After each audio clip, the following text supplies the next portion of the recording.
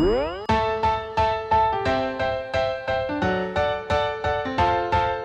right, before we get started, big thank you to Graduate Hotel here at Evanston, to the whole team, marketing, F&B, everyone. Really appreciate all the work that goes into the behind the scenes of a little event like this. For those of you who are not familiar with the whole collection of the Graduate hotels, this brand was started in 2014. There's 31 hotels across the U.S. They have a couple hotels in the U.K. They're mostly anchored in university towns, and so they lean into the university theme. And this hotel, Graduate Evanston, opened in 2020. We're right by Northwestern University, right by Lake Michigan. My favorite part of the hotel, got to geek out a little bit, I apologize. They have a Home Alone suite here at the hotel. It launched in 2020, timed with the movie's 30th anniversary, and it mimics the McAllister master bedroom. Who's with me? Come on. Thank you. The room features little references to the movie. There's a Marshall Fields bag. You get little Nero's pizza boxes delivered, some flannel pajamas. Pretty sweet. Also, in some of their other communities, some of their other towns in North Carolina, one of their suites mimics Michael Jordan's college dorm room, which is pretty cool. And then in Nashville, they have a whole Dolly Parton suite, which is pretty nice. So, where you are now, you're in the Homestead Room. The restaurant's name is a tribute to the former moniker, which was called the Homestead. They have a new refreshed menu, bar, and food here with classic American dishes and flavors. They have a great beverage consultant that Eric mentioned, Bad Birdie. A little history for the Chicago restaurant geeks in the room. This restaurant was actually Trio, where Grant Achatz got his start when he came back to Chicago from working at the French Laundry. Rick Tremonto from True also worked at this restaurant, as did Curtis Duffy and Michael Carlson, who has Schwa. Pretty neat stuff. So part of that kitchen setup, actually, Grant Achatz took to use as inspiration for his design at Alinea restaurant right now, which is pretty neat.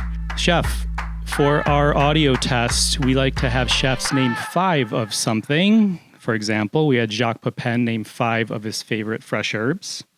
For Chef Otto Lange, we had him name 5 spices we would find if we opened a drawer at his home. So for you, I would like to name 5 Italian ingredients that every home cook should have in their fridge or pantry. Oh, only 5? If we need to keep testing your audio, we'll do another 5. No. I would have to say the staples, Parmigiano Reggiano, a block of that in the fridge. It lasts forever and is so delicious.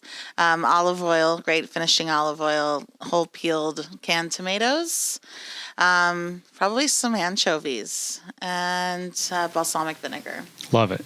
All right, let's do it. This evening's guest is chef partner of Monteverde Restaurant Pastificio in Chicago's West Loop. She's originally from Houston, Sugarland to be exact, and grew up cooking with her grandparents on their ranch in Victoria, Texas. She moved to Chicago in 2005 and joined the team at Spiaggia under the leadership of Chef Tony Mantuano. She started as a line cook, quickly rose the ranks to chef de cucina, and then executive chef. As executive chef, Spiaggia was awarded 1 Michelin star for 3 consecutive years. You've likely watched her as a competitor and finalist on Bravo's Top Chef Texas and Food Network's Iron Chef Gauntlet. In fall of 2022, she published her first cookbook, Listen to Your Vegetables. Please enjoy this episode as we go beyond the plate with a woman who Gail Simmons of Top Chef says quietly dominates all she does. She so nice. is Chef Sarah Grueneberg. Thank you. This is an honor to be here. Thank you. Do you want to know what else Gail said about you? Sure. All right. She said, your food is outstanding and consistently delicious, and she's proud to have had a courtside seat to your success all these years. She's great. It's quite the compliment. It really is. How do you deal with compliments? Well, they're hard, right? I think for everybody to even, but it's a real reward to see joy, you know, and to create joy for people. And that's, I think, why I'm a chef, because I love to feed. I love to take care of people. I love to bring you in and you know, show you hospitality, I guess, which is it's a real human factor that I think we all need and want and missed for several years recently. Seriously.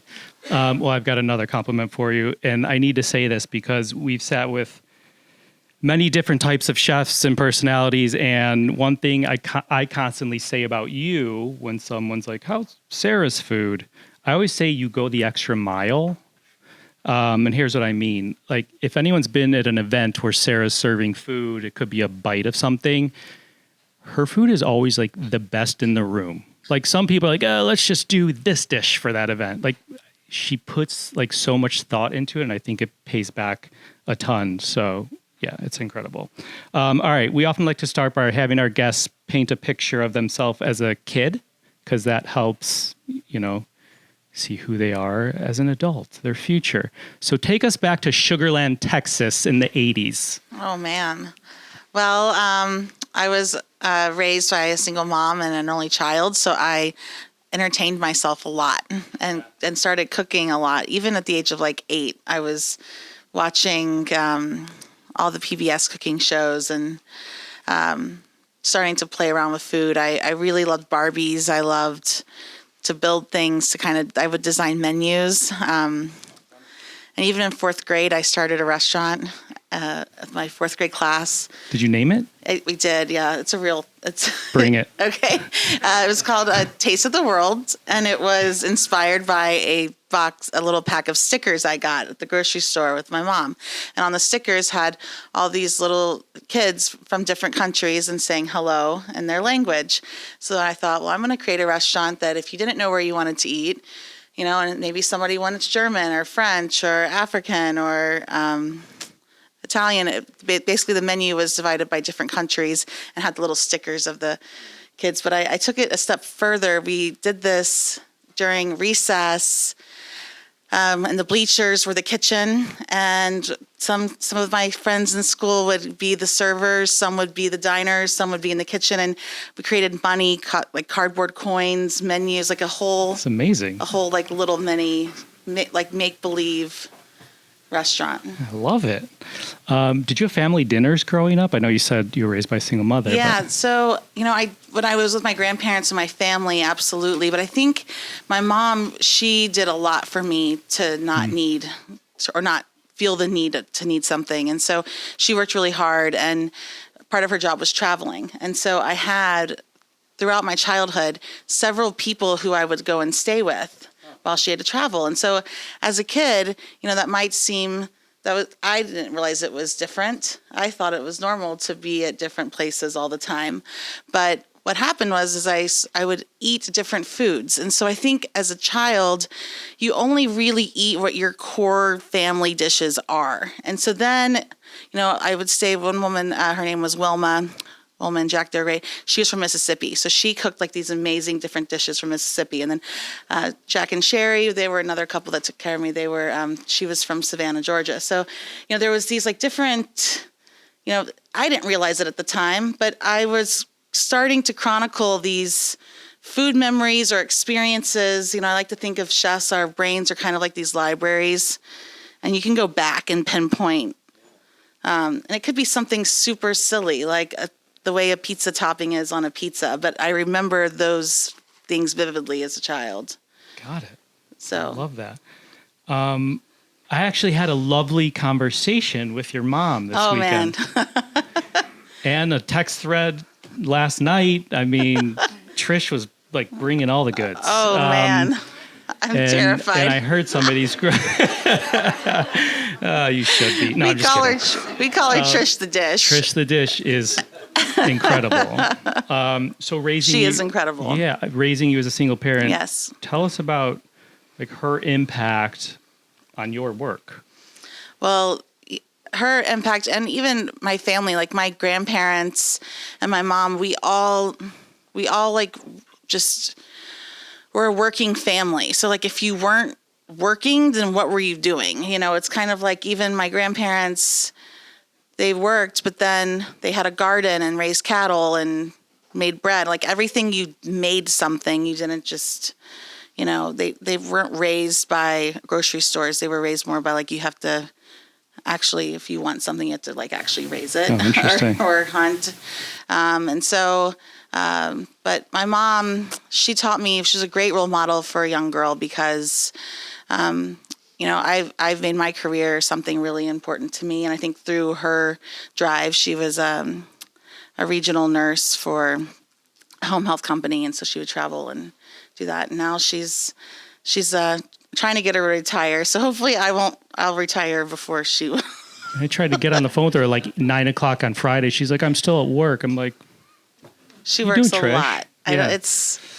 I don't know. I think it's like one of those things. Yeah, I love that. Do you remember the first dish you ever cooked? Well, yeah, it's macaroni and cheese.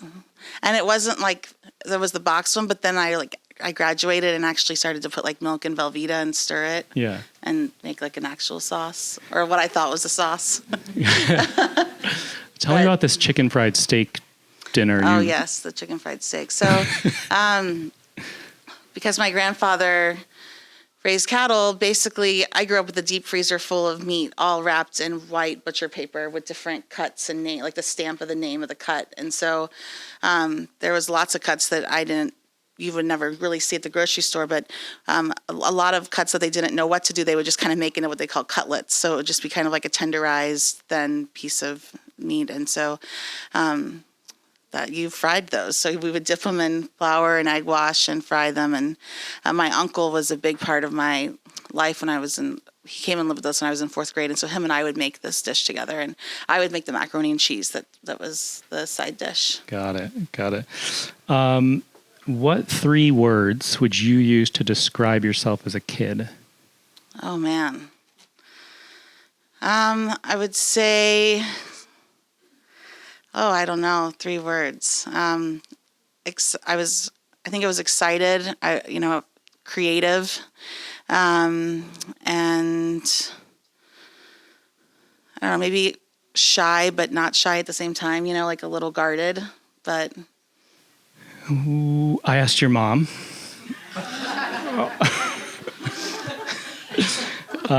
What 3 do you think she said? I don't know. I think she'd probably say that I was really creative and like would entertain myself for hours. So just lots of imagination. She said loving. She said social. And she said creative. Nice. Yeah. So you went to the Art Institute of Houston? I did. What did you study? Culinary arts. You did? Yes. Love that. Right out of high school. So right out of high school. Okay, so right out of high school, you went to Art Institute of Houston. Yes. Studied culinary arts. Yes. And then your first job was at Brennan's. Was at Brennan's. Well, it was really at Party City, but I think I got fired. Why? How do you get fired from Party City? I don't think I was a model employee. Oh, okay. I didn't like to clean up the toy aisle, whatever that aisle is where they put all the little. I don't know. No, I don't remember. But yes, Brennan's of Houston. Okay, so you call this your career-changing job under the incredible chef Chris Shepard, if anyone's familiar in Houston. Yes. How did it feel walking into that first day? Oh, terrifying. In a new kitchen? Like, what's going through your head? Yeah, my throat is like up here now. Cooking really saved me. And I didn't know as a child that you could be a chef. Like there wasn't like a lot of chef role models. But Food Network, when it came out when I was about 12, that's when I was like, whoa. And, we kind of talked about that a little bit. But Emerald, a lot of those chefs, Bobby Flay, he had the grillin' and chillin'. I don't know if you remember the guy cooked on the smoker and the gas grill. But at that point, I started to realize that you could be a chef. And so culinary school really saved my life because I don't think I was going to make it much I really needed to do something. Yeah, it was hard being a teenager and stuff like that. And so I was at culinary school. And it just felt like I was at the right place. Like you ever know when you just know you're at the right place, you're like, this is 150% where I should be right now. And so it was like a year into the school and Chris Shepard came in and he had a long ponytail and he had a long ponytail that he would put underneath his chef toque. So if you know him now, you would never think that he would have a long ponytail. And he came in and he kind of like got down and he was like, who wants a job? And then I shot my hand up and he was like, who else wants a job? And so I was like, I really want a job with you. And so he's like, all right, great. Call this number at 3:00. So, okay, I'm ready. I got my phone number. I'm going to call 3:00. Well, anyone knows 3:00 is the shift change from lunch to dinner. It's when there's no one on the phones then. That's like the time that you don't tell somebody to call. And so I would call 3-4 days in a row, no answer, or Chris isn't here. So then I just drove up there, and I remember parking behind the restaurant, and I walked through what is this big door with a fan to keep the flies from coming in. And I walk in, and he's standing there, and he looks at me, and the other chef looked at him, and he goes, she's yours. And so that basically meant, like, if they were going to hire me, take a chance on me, that Chris was then my mentor. Like, they would, switch. And so basically, if I didn't do well, he would be the one that would have to let me go also.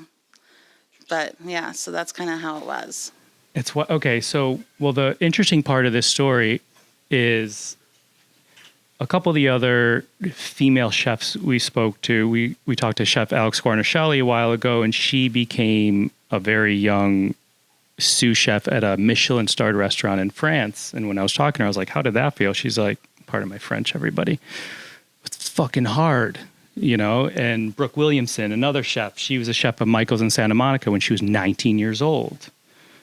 Not easy stuff. So in 2003, you were now named Brennan's youngest female sous chef. So what did that mean to you, going from that story you just told to that?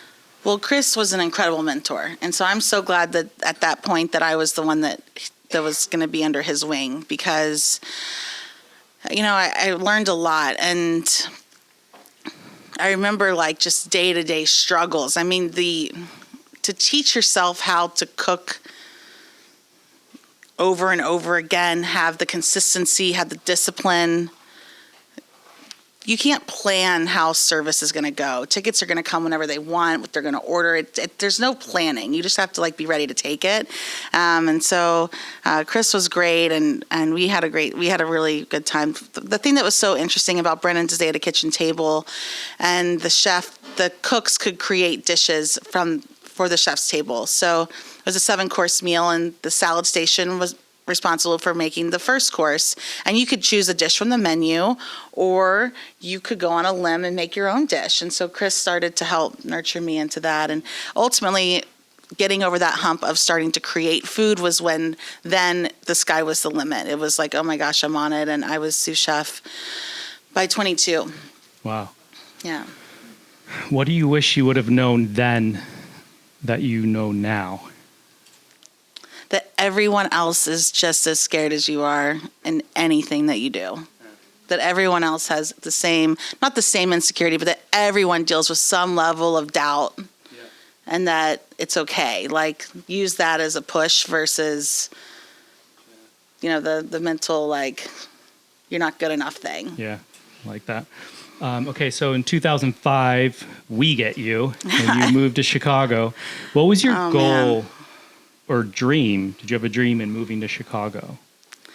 Well, Chicago was big time.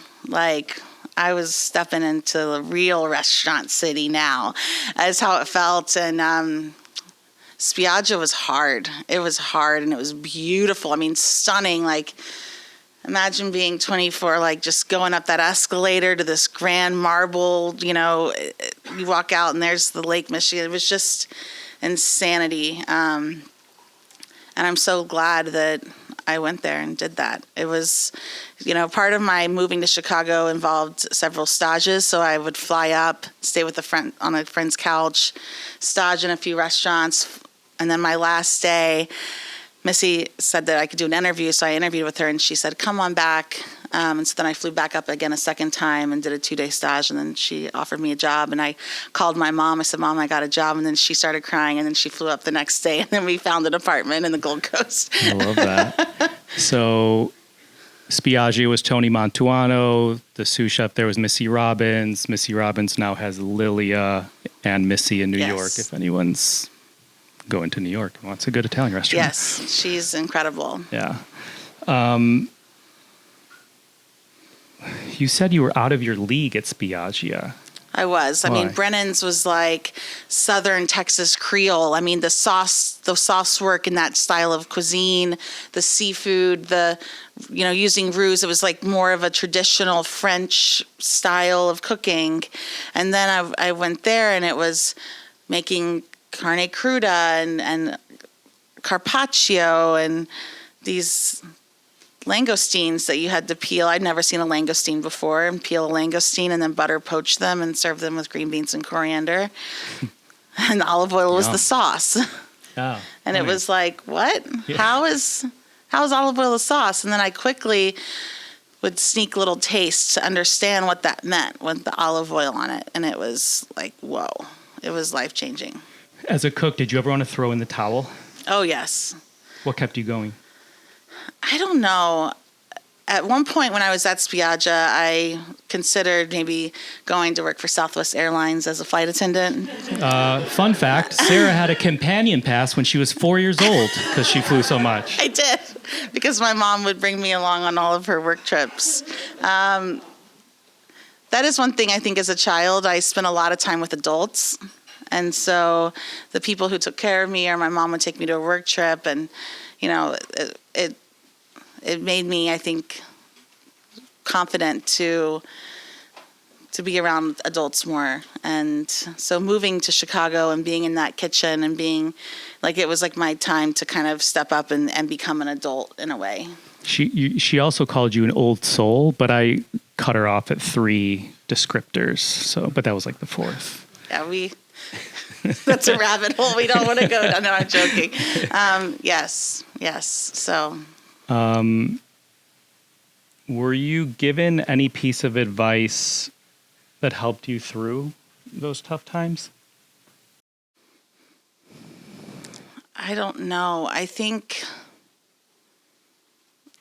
I just knew I had to keep trying. I just knew that it's hard to move somewhere you don't know anybody and you're from Texas. I mean, I thought that every state had a Texas, like an Illinois edition truck. You know what I mean? Like when you are raised in Texas, it's like a real identity thing. It's crazy. And then moving here, I was like, whoa, wait a second. No, you mean you guys don't love Illinois all the time? Like Illinois everything? Because where I'm from, we make Texas edition everything. Yeah. And so that was, fun. But I think I remember it all happens for a reason, because it's like there's missing puzzle pieces, right? So once you then kind of get a friend group or a support group around you, then those challenges of your day-to-day things become easier, right? I think it's like it took like a year to like start to develop like a real relationship with people, and learn and meet people, because if not, kitchens are competitive. And so the reality is all of us were competing for 1 or 2 roles and wanted to be, you never wanted to be the issue that night during service. You wanted to be the best that you could be. So, but I think that Top Chef taught me the best advice I was given when I went to prepare to do that was that like you have to really learn how to dig deep inside, like that there's so much more that's actually possible if you like really try to ground yourself and like remember like why you're doing that. Yeah. How did that happen? Did someone like talk you into auditioning Top Chef? Tony did. Well, he did Top Chef Masters and loved it and was like, oh my God, we became such great friends with all the chefs, and I had my phone and we went to dinner. Well, the regular Top Chef is way different. You're like, locked up. Yeah, locked up. Yeah. No phone. Yeah, no phone. And so, but I'm so glad I did it. It was really hard, but really rewarding and really helped give me the confidence. I wouldn't have Monteverde now, I think, if I hadn't done that. Interesting. Okay, you've traveled throughout Italy, Asia, Europe, the U.S., which inspires your approach to food and understanding dishes, how they were created, where they come from. I have a question. What inspired you to have a wok in an Italian restaurant? So Sarah has a wok in her Italian restaurant. We do. We do have a whole wok station, which it sadly hasn't been opened yet since COVID because we are still trying to get our staffing. Like, we're so close. So right now it's just this middle station that has stuff stored on it. But our goal is to open it in the next few months. Chef Bailey and I said we're going to do it February 1st.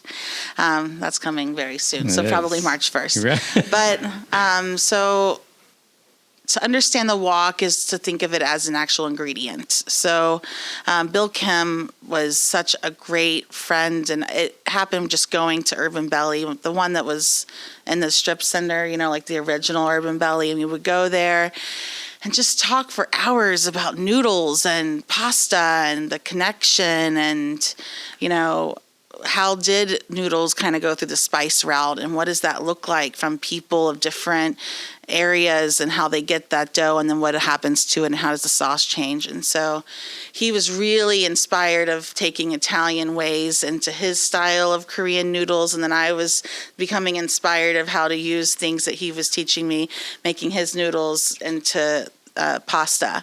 And so when I trained in Italy and became good friends with some really key people, Andrea Bezzecchi's one, he's a balsamic maker. He's like one of my best friends. But they taught me when I was there that, when they come here, Italian food has too much stuff on it. Like, it's not simple. Oh, like here. Okay, got it. Here. And so to think, but they were like, so when I was in Italy, I learned how to make things very traditionally and then came back and tried to recreate those same traditional dishes.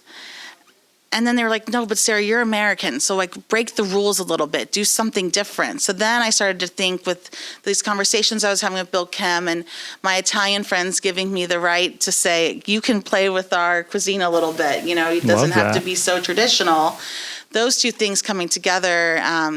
And so the wok is really an ingredient of flavor because if you can cook a tomato sauce and pasta in a wok, it caramelizes, the flavor intensifies, the oil, like every tomato product needs to be like, I call it fried, like frying the tomato. Sofrito or anything like that. You don't want to just dump tomato sauce in a cold pot. You got to get oil in there and you got to heat it up and you got to put the tomato and let it sizzle. It doesn't matter what you're doing. So the wok does that. And then it's been really fun to explore and try new recipes. But even putting pasta in a wok first and stir frying the pasta and then hitting sauce changes it, but it's not like another ingredient. Right? Yeah. It's like the Italians are like, we come here and there's too much stuff on the plate. But if you can make a pomodoro and a wok, you still only have olive oil, garlic, tomato, pasta, basil. But if it's in a wok, now that wok is an ingredient, but it's not another. It's a different flavor. Correct. So hungry. So, long-winded answer, but that's. I love it. Is the Monteverde restaurant that we see today the one that you and your business partners envisioned before it opened in 2015? Oh man, no way. We had like way less tables. I was just hoping that people would like it, that they would come in and give us a chance. And I don't remember how many tables did we have. How many did we have before, James? It was like 60 or something. And now we're at 100 and because we quickly realized that in order people like it. That and to pay the bills, we need to pay more seats. Young chefs everywhere, like, I just want to own this small restaurant and do a small restaurant, and I totally get it. But the reality is the finances in a small restaurant are really challenging, like beyond challenging. And so, there's a threshold. You want to push the boundary of how busy you can be with that core group that you have. Don't be in the bottom part of that threshold. You really got to try to operate to take advantage of them. the team that's there. But Monteverde is so beautiful and absolutely everything I've wanted it to be. But I walk in that restaurant, especially if it's like we're open, and I'm like, what is going on? And like, how did this happen? And it smells so good when you walk in from the outside. If you're there all day, you're used to the smell. Right. But if I do an event and come back and walk in the restaurant, I'm like, oh, this place smells insane. That's great. Which is part of that whole feeling, that whole, like, again, me wanting to nurture and feed and welcome and take care of you. Yeah. Well, it feels like that when you eat there. Monteverde has gone on to achieve, I'll just rattle off a few accolades. 3-star review from the Chicago Tribune. 2016 named one of Food and Wine's America's Best New Restaurants. Top 50 finalists in Bon Appetit Best New Restaurant. GQ's 12 Best New Restaurants. And if that wasn't enough, in 2017, you received the James Beard Foundation Award for Best Chef in the Great Lakes, and you were a semifinalist for the Best Chef in the Country in 2019 and 2020. Thank you. Thank you.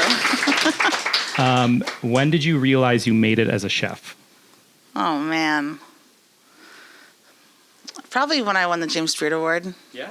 Probably. I had gone, so Spiaggia was nominated multiple times for Outstanding Service, Outstanding Restaurant.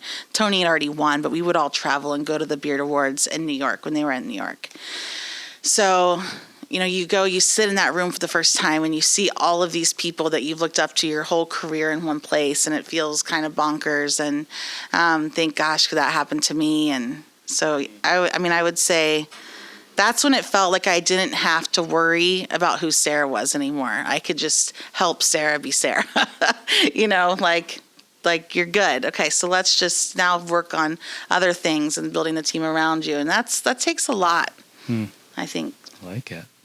What was the last restaurant outside of Chicago where the experience or food stopped you in your tracks? Most recently, we were at Birdie's in Austin. And it's great. And it's a husband and wife team. They just had a baby. And it's a great restaurant. They had their baby with them, clearing tables. Like, it was just a whole family thing. They've kind of thought of how to do high-end fine dining because it's counter service. But the wine list is, like, incredible. And the food is beyond incredible. So people will wait in line and they'll order. And what they've been able to do is figure out how to pace the kitchen with the guests coming in. That's the biggest challenge in a restaurant is pacing.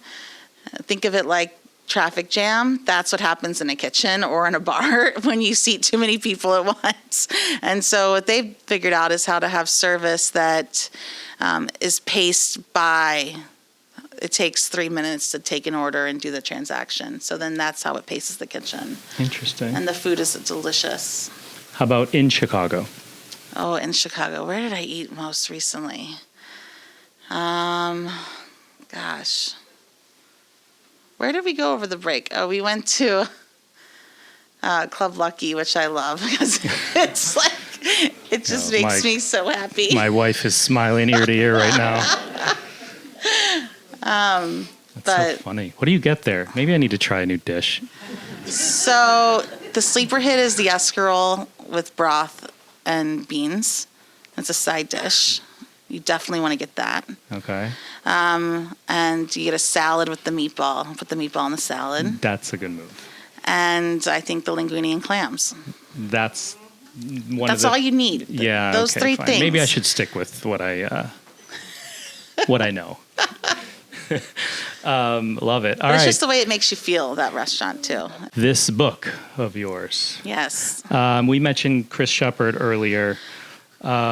Tell us a story of him and you and the walk-in refrigerator. Yes. Okay. So this goes back to the idea of that kitchen table experience and being a young cook and creating. So I was on Sauté Station, and I wanted to do the fish course for the table, and I was like, I have the snapper. I don't know what to do with it. And he was like, come on, let's go in the cooler. Let's see what's talking to you.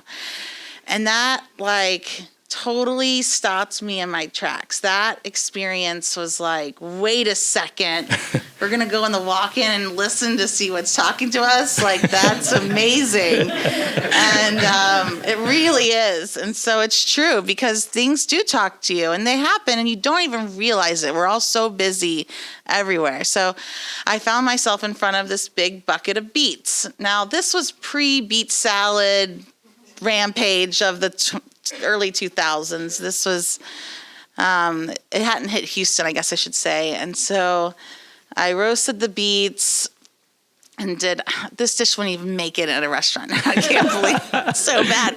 But I roasted the beets and I did like a really nice dice, like a medium dice. And then I did apple.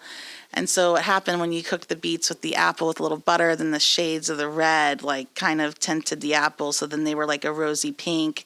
And I think I did like Swiss chard and the snapper and beurre blanc sauce. But it was so different visually than anything we had done at Brennan's, because Brennan's was much more like the sauce and the fish. And this was like a lighter, I guess, approach.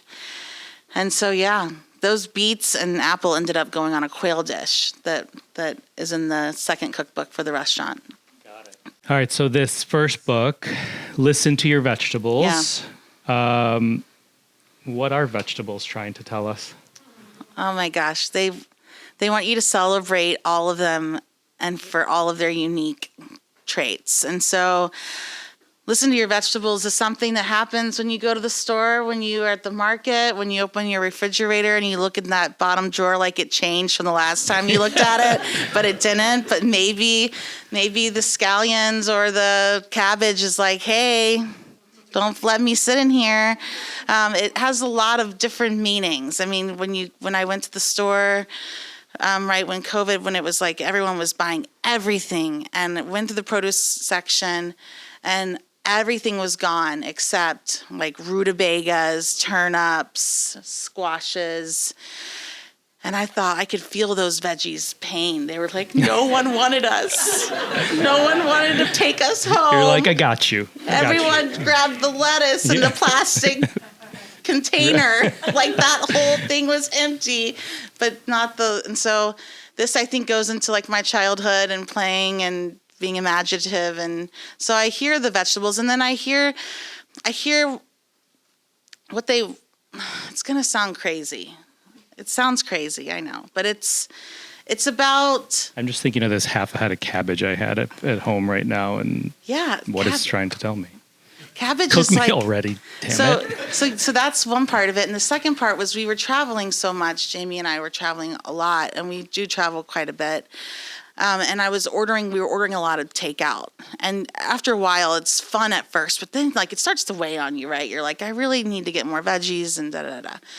So then when I go to the grocery store, I would start to just buy a few things and I call those my fridge warriors in the book. So like the cabbages, the cauliflower, the celery, those things can go in your fridge drawer and be good for weeks. So even if you've been traveling, you come home, you're like, I don't have anything to cook. You actually do, because you bought that cabbage and it's in your drawer, and you can make something amazing. You can make spaghetti with cabbage and Parmigiano, delicious. So that's kind of that. And I think also as a chef, and Italians do it so well, is they really think about how to extract flavor or enhance the flavor of said vegetable, which is why when you go to Italy and you have a zucchini, you're like, why is this zucchini the best zucchini I've ever had? Why is this tomato the best I've ever had? And it's not necessarily, the quality of product for sure is amazing, but I think it's just the care, the touch, the hand.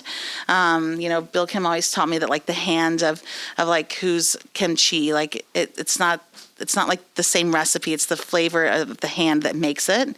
And so I think a lot of us have this, like how I cook something, it'll have my hand, if that makes sense, like my style. I'm thinking of like matzo balls.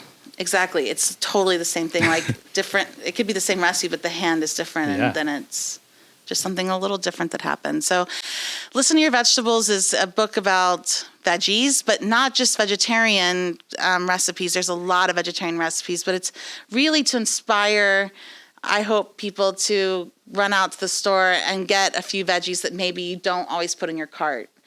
Because I think by creatures of habit, we buy the same things every time we go, especially if you're family, if you're busy working, like you're going to buy your same like things that you can actually execute with your time constraints and things like that. And so that's also, I want to inspire people to look at the different types of potatoes, and we all walk by them, but that's a large amount of potatoes sometimes, different colors and flavors, and so yeah, I encourage all everybody to pick. This book is like crazy beautiful. It's so well written. As I was saying, Sarah Goes the Extra Mile. This book is like, it's a beautiful coffee table book, but then it's going to get really dirty because you're going to bring it in the kitchen and cook from it. People have been cooking out of the book so much, and at first it was the one thing that I didn't realize that would happen. I don't know what I thought people were going to do when they took it home, but I was like, oh, wait, you're actually making that recipe. And then in my head, I'm like, oh my God, I hope it turned out okay. And then and so it's funny because I want to be there to help people cook, but then that's why we wrote the recipe. And my co-writer, Kate Headings, is amazing, and she helped me so much. She works with Food and Wine magazine, so she understood a lot of the ways a recipe could be confusing for a home cook, and so she helped really make sure that all the recipe, every like, if I say to saute an onion for 5 minutes or until this happens, because the reality is all of our pans are different, all of our stoves are different, the onions are different. A chopped onion might be one thing to you, or to my mom it's like big chunks. Like, do you know what I mean? It's not all the same. It's all relative to your hand. Sure. In a way. And so, yeah. If we were to cook one recipe from Listen to Your Vegetables, what would it be? Oh, man. Well, Jamie's pimento cheese. No. I think one of the pestos. There's an amazing amount of pesto. One of our favorite recipes in the book that we cook a lot is the kale pesto, the Tuscan kale pesto with walnuts and bucatini pasta. But pesto is something that I think is challenging and seems scary, but then if you learn how to make pesto, then it's like a flavor bomb. It is just a way for you to get so much flavor, texture, acidity, sweetness, umami, cheese, whichever pesto you're making, and it's just right there for you to put on anything. So if you just make like I have a pumpkin seed pesto, there's a tomato almond pesto, there's of course traditional basil pesto, but yeah. All right, pesto it is.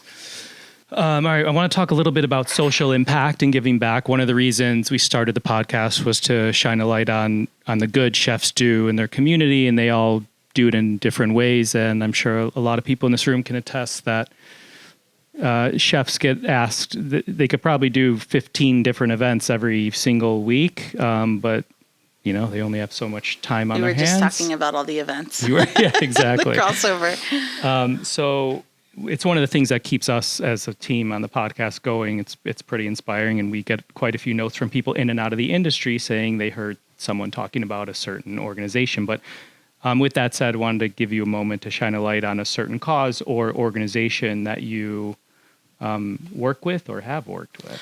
Well, I would say Southern Smoke is such a huge one, and that was special to me because it's from Houston but founded by Chris Shepard, and it started as a way to raise money for MS. A friend of ours had MS or has MS, and so it was a way for Chris to start doing like some just overall awareness. And then Harvey hit Houston and completely wiped out like the entire city and displaced so many workers in the restaurant industry.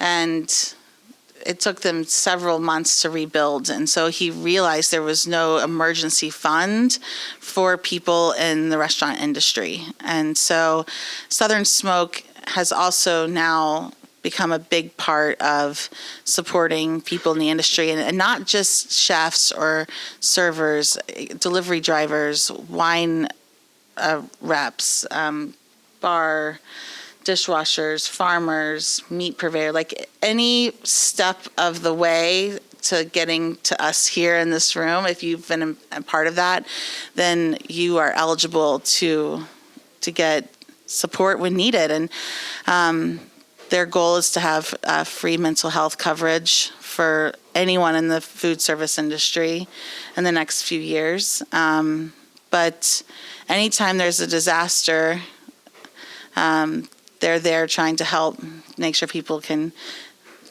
I mean, they'll give you a check for rent, for bills, like no kinds of questions asked.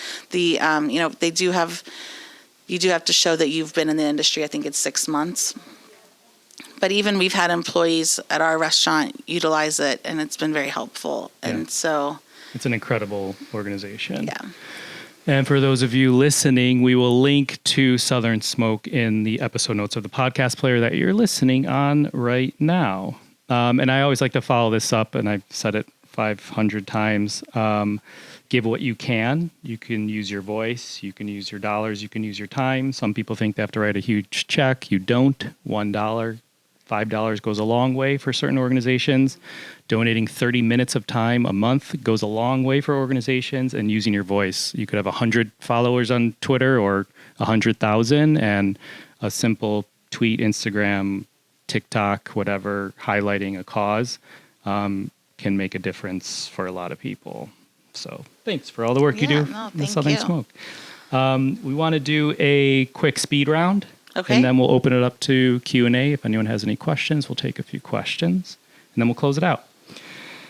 Number 1, what did you have for dinner last night? Chili. I had chili for dinner last night. You did? How funny. Oh my God, we had chili mac, and it was so good. I may or may not have made macaroni pasta, Just boil it and put it. It's like. That's so funny.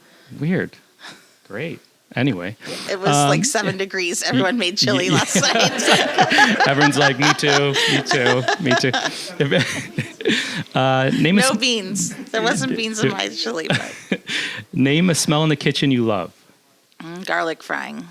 Name a smell in the kitchen you hate. Grease trap. What pisses you off in the kitchen? Oh. I would say the mindset that someone else is going to do something versus like just handling it in the moment. So like if you walk, like if something's on the ground, pick it up. Like. Got it. Be responsible for yourself. Yeah. What makes you happy in the kitchen?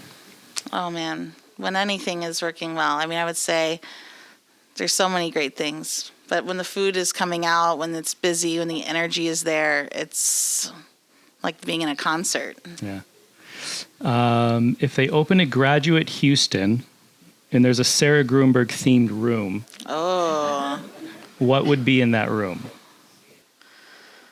Oh man.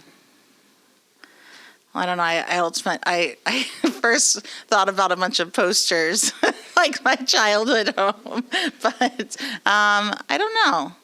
There would be lots of cats. No, not lots of cats, but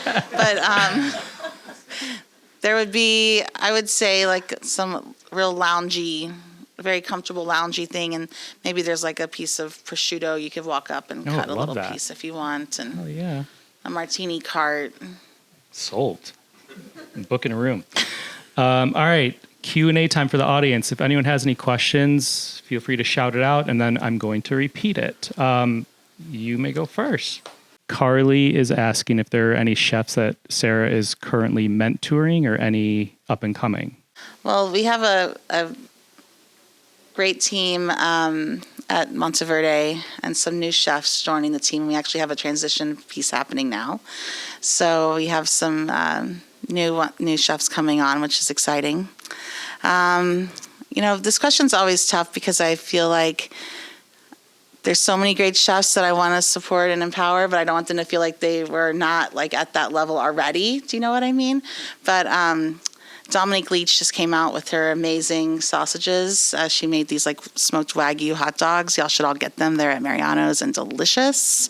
And she and I worked together at Spiaggia, and she's now done an amazing job. She has a barbecue restaurant called Lexington Betty's, and now has her own hot dog line, which is amazing, and she's crushing it. Love that. Yeah, Do you have interns, like kitchen interns? We do. Yeah, we have. In fact, one intern. She hasn't accepted the position, but I'm trying to get her to accept a pretty big position with us, that's going to kind of see some financial pieces of the kitchen. And it's a new way. I think when you're at 7 years old, you have to think of how, it's not just the new restaurant anymore. It's not the new shiny restaurant. And so, ways that we try to do things to start now at 7 years, I want to take a step back and say, okay, now how do we really want to set up the next generation of team members? I like it. Nice. Any other questions? Anybody? Neighbor to previous question. Good question. Christina. Christina has a 7-year-old, and she's asking Chef Sarah what recipe they could cook together. That's simple, of course. We all want simple, but revelatory. So, I would say I'm going to go with pasta, with the dry pasta, because I think it's something that you can always have in your pantry, and kind of, I like to call it like cooler clean out, where I go in my fridge and get a little bits and pieces. Going to pestos again. In the cookbook, there's a rigatoni with a pea pesto and sausage, and I'm actually going to make that with some students for Kitchen Possible, which is a great organization here in Chicago, also started by Katie Lohman. She's amazing, and we go and we cook with the kids, and they cook the dishes, and it's so fun. So I think something like that doesn't have a lot of knife work to start, that you can put, you can have them pick Confirming herbs. you can boil water, Christina? Using like the food processor to make the pea pesto, and then like learning how to boil the pasta and then like make the sauce. I think to me that is like really at any level what is most important in a kitchen is learning how to build flavor in a pan, and you can track that to anything. You could make scrambled eggs but start the pan with a little bit of something, mushrooms or veggies, but I would say any of the dry pastas I think are really fun. Fresh pastas are great for kids to really have like that opportunity that Play-Doh is no longer just Play-Doh. It's actually like a dough, so that they can eat, and the kids really love to make fresh pasta, but it's not as easy to do. So I would maybe start with a few simple dry pastas and then maybe graduate to some fresh pasta. Love it. Good questions. I'm sorry, I have to give a shameless plug here. We have a second podcast that we do called Cook Tracks, and it's an audio recipe cook-along, and Sarah did a couple of them with us. They're so fun. So if you go on any podcast platform and look at her recipes, you can actually cook along in real time with her. She says to like place the pan over medium heat, and she's kind of like talking you through it. It's really fun. Anyhow, I digress. All righty. You wrote a nice note to your mom, Trish, at the beginning of the book that said, "To my mom, Trish the Dish, thank you for your love and for teaching me as a young girl to follow my dreams and career." Do you have a message to future chefs who may be interested in a career in food? I call it the close your eyes, and if you can't think of anything else you'd rather be doing, then you're ready to be a chef, because that's the reality. Like, you have to really be all in, I think. I can't stop thinking about food. It is like a thing that is all day long, and how to be better and how to cook differently and what's not. Like, it doesn't turn off. And so my advice would be to really do some work finding the right mentor. I think Chris, if I didn't have him as a mentor, and Missy and Chef Tony, those people made me who I am. And so it's really important when I talk about staging and finding a kitchen that feels like it's going to be the right environment for you, because that's so key. It's like becoming a toddler. You're learning how to cook. You're learning how to cook professionally. And so you need to be in an environment that is one that will push you, but also be nurturing and supportive. And so utilizing that. And then I would say, try to read as much as you can. I know those books, but there's so much behind the map and people and ingredients and stories. And, before you create something, I think you have to understand origins of dishes, not just say, I'm going to make this, understand where it came from. And that's something that I've kind of developed, and I've called it follow your food. So I always say follow your food, and I sign a book, I'll write follow your food, because I think it's understanding who's making it, or even just why, or what the idea behind that recipe is. Like a bolognese ragu. You're not just going to I'm just going to make bolognese. Well, let's learn where it's from, or why is there 3 meats, and those types of things. So I think I like the history of cooking, of food. Love it. Thank you. Thank you. Thank you for your time. Thank you to the graduate again. Thank you to Ford's Gin, the delicious gin that was in the high tea cocktail that you tried. Appreciate you all coming out on Monday at 5 o'clock. Who knew? Thank you. Thanks again for Chef Sarah Grueneberg. Thank you.